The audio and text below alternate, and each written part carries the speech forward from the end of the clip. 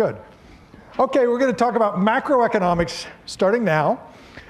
Today, I want to go over the basic concepts that we care about in macroeconomics, the basic elements, and how they are measured. Measuring the macroeconomic terms is extremely important for when we try to monitor and adjust our macroeconomy. So the measurement issues are important. We're going to talk about how these things are measured today. And then in future lectures, starting Monday, we're going to have a series of lectures that describe how these outcomes are determined in the economy and what the government can do to affect them. So there are three things that are primarily of importance in the macroeconomy. One is aggregate output. How much does our economy produce in total? This is just a measure of the products and services that we create. And then employment is closely tied with aggregate output in various ways. The more that we produce, generally we employ more people to do so. But employment is also of interest in itself, independent of aggregate output, because they don't always move exactly together. And also, employment is a measure of the welfare of individual people. If we have a high unemployment rate, like we do now, there's a lot of people that are trying to live without much income, and it places hardship on people. So from a macroeconomy perspective, we would like to increase aggregate output, but would also like to increase employment, decrease unemployment. Those are two goals. And then third, the general price level. We want to understand what affects inflation and what can be done to prevent hyperinflation or deflation. In examining these, I'm going to actually start with the price level, because you can't really measure aggregate employment without a concept of prices. So we're going to talk about how prices are measured first of all. Then as a preview for what we're going to discuss later, the economy determines each of those outcomes through forces that we're going to describe. But then the government also has tools that can be utilized to try to affect each of them, to monitor or to try to fine-tune how our economy is moving. Just as an overview of these, you probably have already heard these terms. There's fiscal policy. These are things that Congress and the administration can do, which is change the tax level. You either tax people more or less, and you spend more or less. Each of those it has an impact on each of the elements that we care about in the macroeconomy: aggregate output, employment, and the interest rates. Generally, fiscal policy or taxing and spending is not done with the explicit purpose of affecting the macroeconomy. It's rare that it is done that way. The stimulus package that we've had in the last couple of years was an exception where we actually spend money with the purpose of affecting the economy. The main reason Congress has taxes and spending is because we care about programs. We care about providing government programs for education, defense, all kinds of other things, and we need to tax to obtain those. But whenever we do it, even for another purpose, it has an impact on the economy, and we need to be cognizant of that, and then sometimes do the taxation policies and spending policies explicitly to try to adjust the economy. Monetary policy is the use of interest rates and the adjustment of interest rates by the Federal Reserve Board to try to adjust the aggregate output, employment, and price levels in the economy. This is nearly always done precisely for the purpose of fine-tuning the economy. Unlike fiscal policy, monetary policy's goal is macroeconomic manipulation. Okay. Let's talk about the three elements then. Consumer price index. How do you measure prices? Or how do you measure changes in prices? That's what we mainly care about. The most prominent measure of prices that's used in our economy is the consumer price index. There are many other indexes. If you go to the Bureau of Labor Statistics website, you will find all kinds of measures, different measures of prices. They all take a form like this one with variations. So the CPI is a measure of how prices change from year to year for buying a specific bundle of consumer goods. It's the most important thing to recognize about it, is that it's for buying a particular bundle of goods. So the Bureau of Labor Statistics specifies a very extensive list of goods that consumers, that are kind of a typical bundle that consumers would purchase. It's incredible detail. Dishwasher detergent that's granular and comes in this size box. Cotton shirts with button-down collars, and it lists 2 shirts, 1 quart of Clorox bleach. And it just gives this long list. And then, given what all those items are, you can calculate, just determine what it costs to buy that set of goods and services.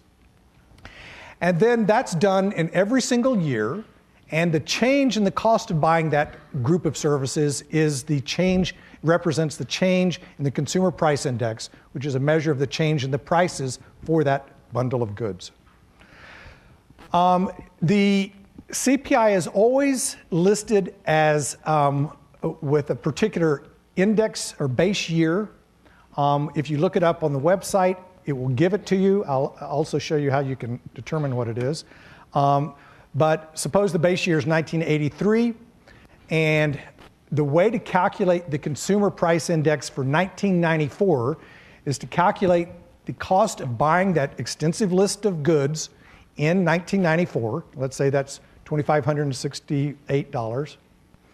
And then compare that to the cost of buying it in 1983. And the ratio of those two is the amount by which prices, the cost of buying that bundle has risen over that period. So if you just divide the two,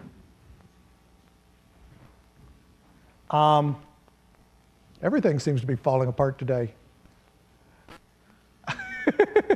Okay, it's gone up 1.48. That means 48% increase over that period.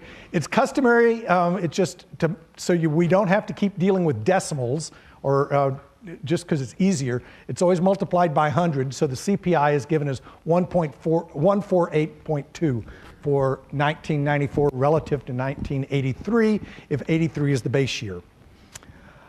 Here is a list of the Consumer Price Index through year 2010, with 1983, which is not on here, as the base year.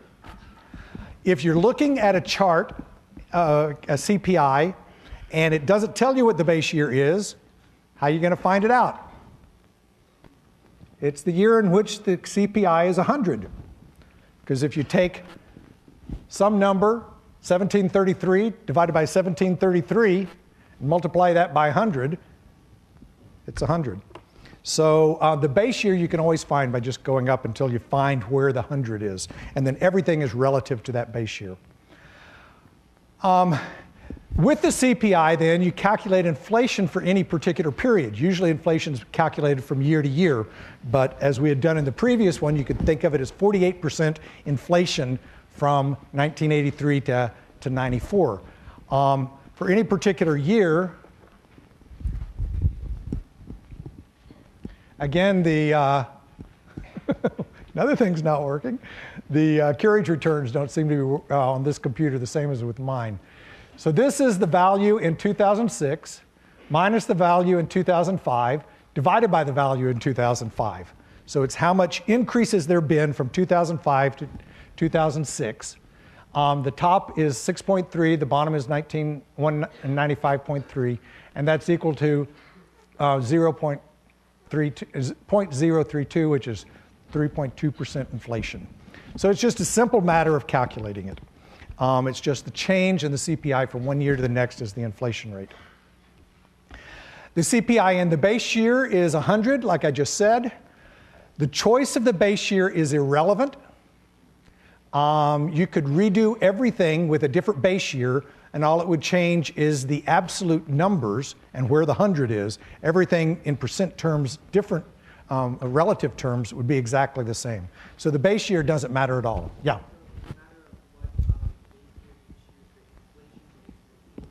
That's right. Because you go back here and calculate inflation, if these were each divided by a different base, that's both top numbers and the bottom number are divided by a different base, it all just washes out. So the base year doesn't affect the CPI. However, the choice of the bundle that is being represented here does matter. And in particular, the CPI represents, as I've described it, the cost of buying a particular bundle of goods, which was a typical bundle in the given year that it was defined. However, over time, we know that if prices change, people respond to those changes. So if it's inevitable that all prices aren't going to rise together. So if the general price increase over a period of years has been, say, 20%, some goods might have risen 30%, some of them have risen only 10%. What's going to happen is people, in responding to prices, will move towards the goods that have risen less because they're now comparatively cheap. That's what we learned in microeconomics. People respond to prices. You buy more when the price is low and less when the price is high. So what that means is a typical bundle of goods in a particular year is not necessarily a typical bundle of goods in future years.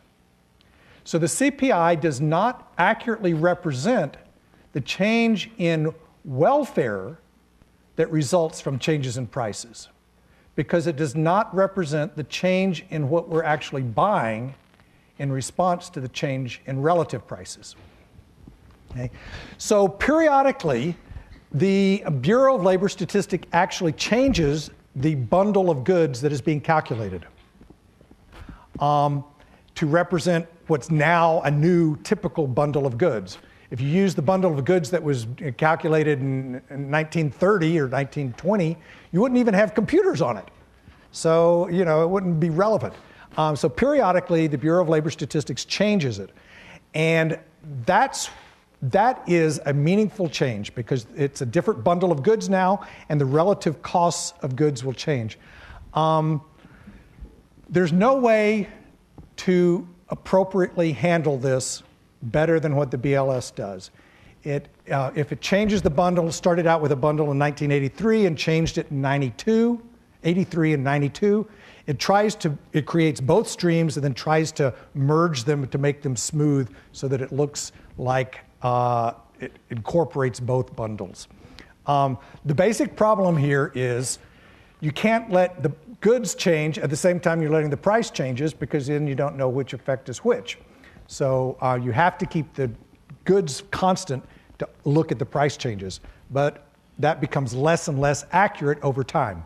What that means is the CPI is much more effective as a measure of inflation for short periods than long periods, because there's less change in what a typical bundle is. What it also means, and this has relevance for how Social Security is calculated and most retirement benefits for retirement plans, fixed income retirement plans, the CPI actually overestimates the impact of prices on a person's welfare. Essentially, if the CPI goes up, say 5%, it costs 5% more to buy exactly the same bundle of goods. But the person's not going to buy exactly the same bundle of goods.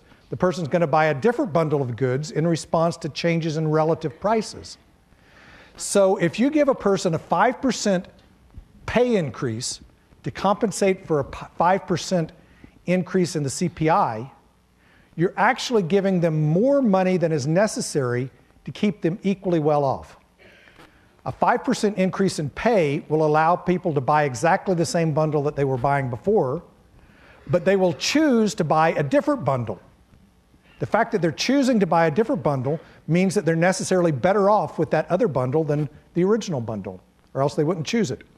So they're actually getting a little bit more. A 5% increase in pay in response to a 5% increase in the consumer price index actually gives people slightly more welfare than they started with.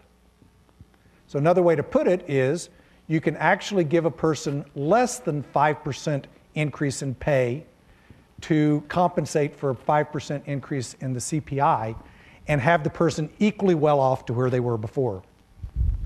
This is the reason that Social Security and other retirement plans where you have a income that is indexed for inflation, actually doesn't rise by the full amount of the CPI. It rises slightly less than that. I personally think that most of the calculations overcompensate for this effect. The effect is real, but the measures overcompensate. For example, I think Social Security counts 75% of the CPI, which means that if you gave the whole CPI, you'd be giving about 25% too much.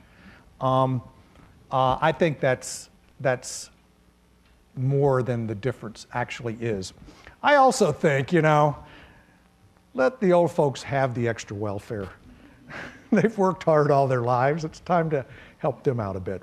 So but this is the basis for the reasoning, and this is an issue that comes up in Congress all the time, and this is the justification for giving less than full CPI increases. And it's a correct explanation. It's just maybe whether you're overstating it or not. Okay, here's a picture of inflation up till last year. You can see we have gotten much less inflation recently over your lifetimes than we had historically. Historically, we've had quite huge swings in prices, including during the Great Depression. That's not the Depression. Here's right here. You have prices that are deflation, negative price changes. The price index, the latest one, is for September, indicates that we're now having price increases at the rate of 3.6% per year. That's about last year, 2010, the whole year's inflation was 1.6. So it's more than twice the rate of inflation. This is one more sign that it seems that we're moving slightly out of this recession, slowly inching out of it. But the main thing I wanted to get across here is that historically we have had periods of extreme inflation and deflation, and over time this has kind of been mitigated, and we're doing much better recently. I actually think you'll see this in most of the graphs, that things are better more recently than in the past, and this is because of macroeconomics. We know better how to manage these things. Now, another index that's often used is the producer price index. It's exactly the same as consumer price index, but instead of using a bundle of goods that is a typical bundle for a consumer, it's a typical bundle for producers in an industry. So it might be the price of steel, the price of transportation, other things like that. And then, of course, there's producer price indexes that are individual to each each industry. We spend a lot of time calculating these things, a lot of money. And again, one of the reasons we're able to control this better than we used to is because we have quick, up-to-date information on when things are changing, so we can track it and make adjustments as needed pretty quickly. Aggregate output. Gross domestic product is the most commonly used measure of aggregate output. It's the value of all goods and services that are produced within the United States, our domestic product, produced domestically. It's the value of the final goods. So if one good is used to create a second good, it's an intermediate good, that first one's not counted, just the value of the final product that is essentially sold to customers or made for sale, even if it's not actually sold, but it's made for sale to final customers. That's a typo. 2010, which is the last year we have this for, our economy had $14.7 trillion in gross domestic product. A lot of money. However, notice that this is given in dollars. How else would you add up wheat, computers, cars? You add them all by the value of them, the price that they command in the market, and add them up. So the only way to get an aggregate output measure is to denominate things in some common term, which is dollars. What that, of course, raises is the issue of, well, how much of this change in output from one year to the next, in dollar output, is due to a change in prices? If all prices went up by 10%, our GDP would go up by 10%, but it doesn't mean we've actually accomplished anything in producing more.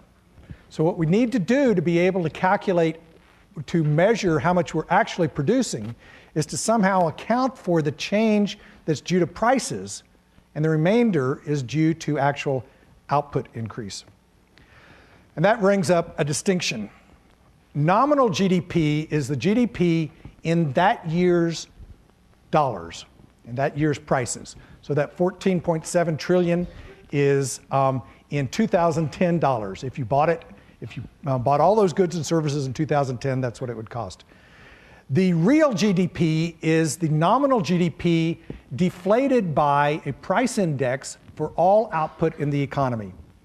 Now, this GDP price index is another index, just like the consumer price index, just like the producer's price index. It's not the same as either of those because it's an attempt to capture every single good that's in the economy.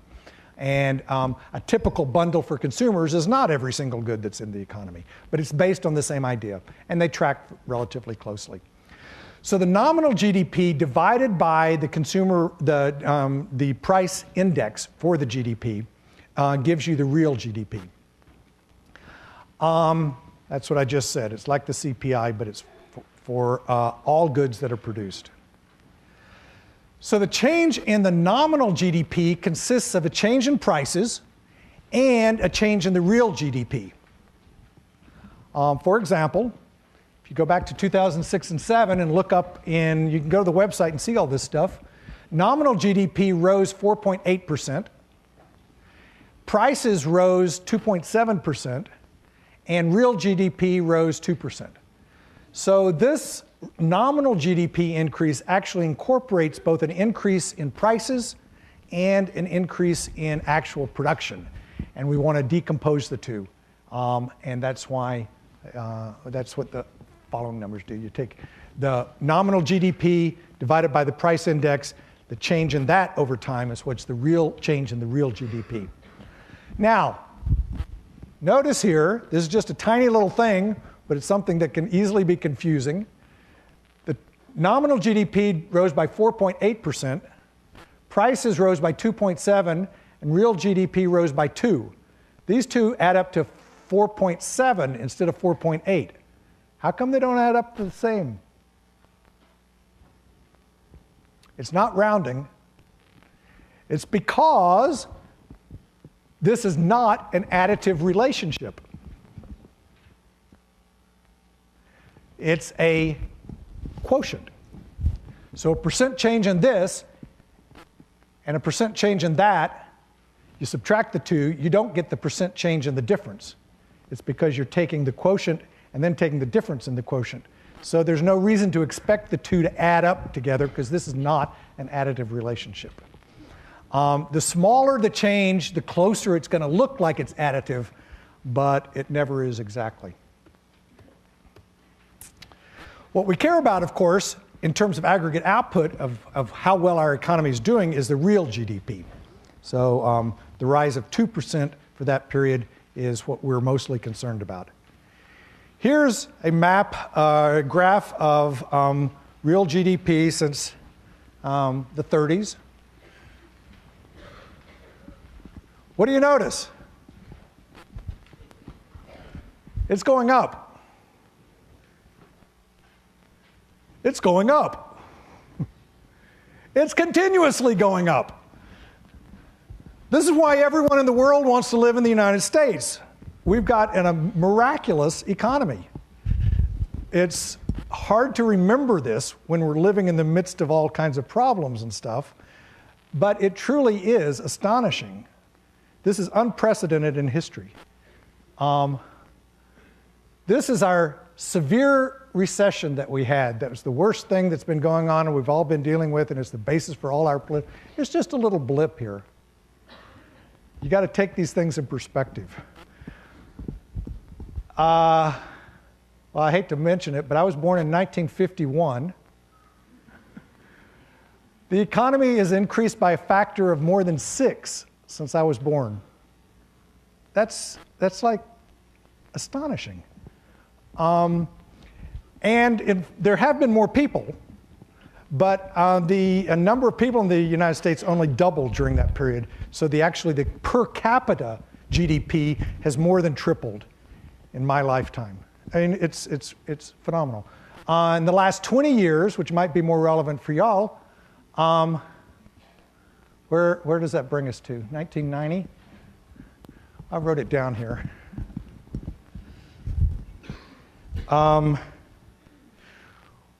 Real GDP, after you take account of inflation, has risen 33%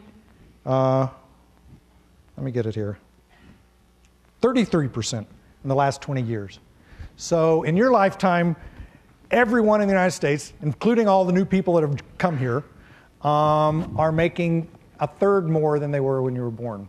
These things also accumulate, so a third doesn't sound like a whole lot, but that's how you get a third every segment of years. It ends up being 3 times bigger pretty quickly. This is truly amazing, and it's something you want to not forget, and something we should be proud of. It kind of makes you feel like you're happy to be an American. Here's the growth rate. Again, there's much bigger swings in the early days than there are now. Here's this little recession we had. It's not little. I don't want to minimize it because it's causing a lot of pain, but you got to see it within the context of everything. It's truly, again, a blip. We're going to come out of it. And here's a picture that goes out even further, going back to 1900. I didn't put this graph up first because it doesn't go through past 2000. I haven't found a graph like this that has the whole set. And again, what do you see? It's up, even for this early period. The Great Depression was a huge event, and then there's a spurt for World War II because of all this government spending on the war. But other than those, it's just, look at that, it's straight. This is also a log scale, so it's going up at a relatively constant percent over time. So this is log in this direction, log of output in this direction. And it goes, if we continued this, you'd continue it all up here, and you'd see a little blip here for our current recession.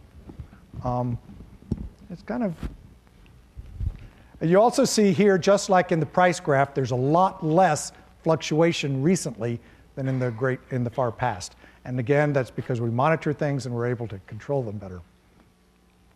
Now, you've probably also heard of the term gross national product.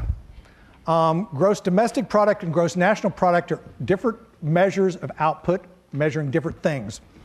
The gross domestic product is the measure of all the goods and services produced in the United States, physically in the United States. Gross national product is the goods and services produced by US citizens, no matter where they're produced.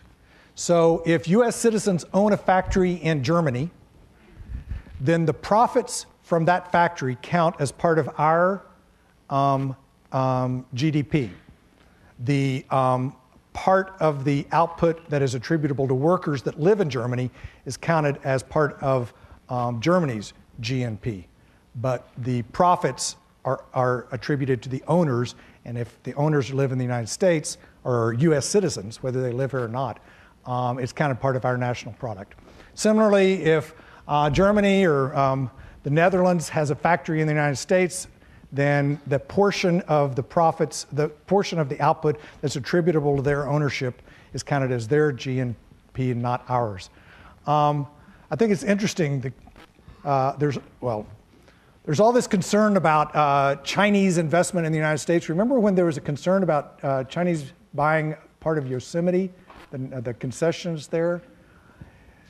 Chinese are nothing compared to the Dutch. The Dutch own much more of this country than the Chinese and Japanese. But there doesn't seem to be anyone concerned about the Dutch ownership of US assets. You never hear that in the paper. For the United States, these two are practically the same. There's very little difference. It's because the amount of assets that US citizens own abroad is about the same as the amount of assets that non-US citizens own within the United States. So the two pretty well match out. And just keeping up with GDP, which is more relevant for our own employment because it's what's happening here in the United States, is usually sufficient. For other countries, you don't have that kind of balance. It's also interesting, the fact that they're the same gives a bit of a lie to this idea that, we're being bought up by foreign interests, or that the United States is an imperialist country that's trying to, impose our economics on everyone else. It pretty well washes out. It's both directions. Okay, so now the last one is unemployment. Unemployment is not necessarily an easy thing to measure, the unemployment rate. And so I want to describe how exactly it's measured and what some of the issues are that need to be kept in mind when we look at changes in the unemployment level. And an unemployed person is defined as a person who's currently looking for work. So it doesn't mean that you just don't have a job. It means that you're looking for a job, looking for a paying job. So people who, are students, and so you're not looking for a job right now, you're not counted as unemployed. People who are homemakers and are not looking for paid employment are not counted as unemployed. Employed people are people with paid jobs. This excludes people who work, like homemakers, but don't get paid for it. So it's just people with paid jobs, and it's independent of how much of a paid job you've got. So if you've got a paid job for 15 hours a week, you're counted as employed just as much as if you have a paid job for 40 hours a week. And the labor force is defined as the sum of these two. It's the number of people who are employed and those who are looking for work. And then the unemployment rate is simply the unemployed divided by the labor force. So it's the percent of people looking for work the number of people looking for work as a percent of all the people that are employed and looking for work. Given this definition, it's clear that several things can be masked through this measure of unemployment. One of the most prominent is that when you go into a recession or go into a slow period, often the unemployment rate will not rise as quickly as the devastation that's occurring is actually happening. It's because people can be cut back in their hours before they're laid off. So a lot of times if a person is working 40 hours, the first response of the firm when they're not able to sell all their product is to cut back hours. That has no effect on the unemployment rate. And yet it has a huge effect on the people who are trying to live on now less income. And so the unemployment rate can be slow to recognize a change in the employment situation. As things deteriorate, it won't necessarily pick that up. You also have a problem in that after you've been in a recession, so that's at the beginning of a recession, it can be problematic.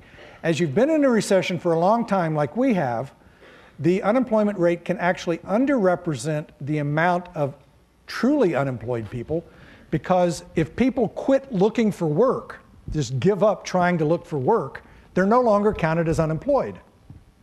So a person who is out there looking for work for 2 years and then finally just gives up and not looking for work anymore, they're no longer counted as unemployed. So what you can find is that in a sustained recession or a sustained period of underemployment, that the unemployment rate can actually go down even though nothing real has changed in the economic setup. It's just some people have decided to quit looking for jobs. In a sense, it's more of a sign of despair than improvement. So those things need to be kept into consideration. However, just like with all statistics, there's no perfect measure. If you tried to account for that, you'd end up with other problems. And so, also the Bureau of Labor Statistics keeps information on total number of people employed as well as the unemployment rate. So you can ferret out all these different issues if you're interested in them. But when you're looking at the unemployment rate, it's necessary to keep these in mind. Here's an unemployment rate since 1945. We've had this increase here. However, it's not completely unprecedented, though it is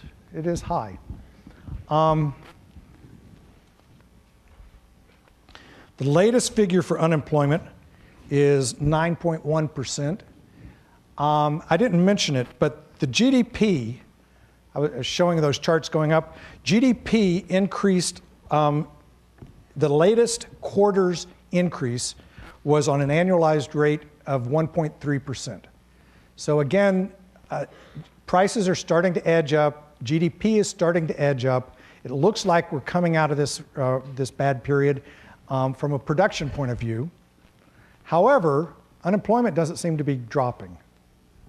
The unemployment was 9.2 last year, it's 9.1 now. There doesn't seem to be an increase in the employment situation. This probably indicates that firms were using an excess of labor. They didn't lay off everyone they could have or needed to because they were afraid of not being able to rehire them, and are able to ramp up production without hiring new workers. So the hope is that after that's done, then the next ramping up of production is going to entail hiring more workers. But currently, we seem to be edging out of the recession from a production point of view, but not from an employment point of view. Here is a longer graph, which again shows that these fluctuations were much worse in the past than they are now. And the analogy, which is often used, I've even used it myself, that the current situation, the current recession, is the worst since the Great Recession, the Great Depression. That is a bit of a hyperbole. There's nothing nearly as bad as what we had in the 30s. We were having 25% inflation. This is on an annualized basis. If you look at individual months, it went up about 30, 40% on some individual short periods. It was awful. And so again, you got to keep these things in perspective. What's going on now is problematic, but I still think we're better able to control things than we were, and we're edging out of this one. So next lectures are, how do we get here? What do we do now? Thank you.